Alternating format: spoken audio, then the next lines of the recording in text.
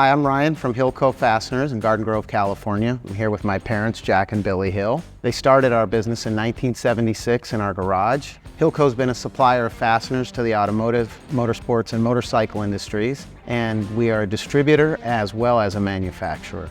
So behind me is the chassis to my '66 Pontiac Tempest Custom. That car was given to me by my grandparents, Jim and Betty Ward, in 1987.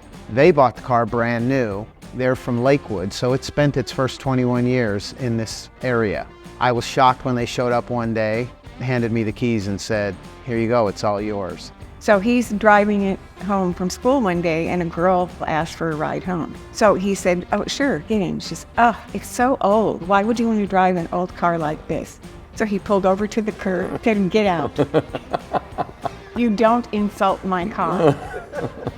I drove it all through high school and college and for several years after, at which point I stored it and began to work on it at some point until the financial crisis happened in 2008, 2009. So it went back into mothballs, and then kids and marriage and life got in the way of it. But here we are about 15 years later, finally with the help of Aldan, getting it back on the road. So my dad was the one that had the idea of going a little bit more modern with an LS conversion, with a automatic transmission with an overdrive.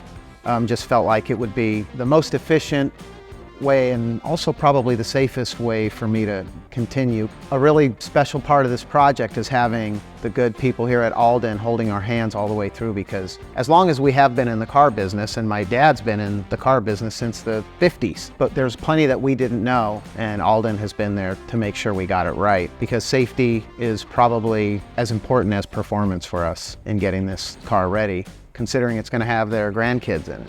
The original feel of the car, back when I was 17 and I first had it, I didn't know any better. So to me, I just thought, this is great, this is fun.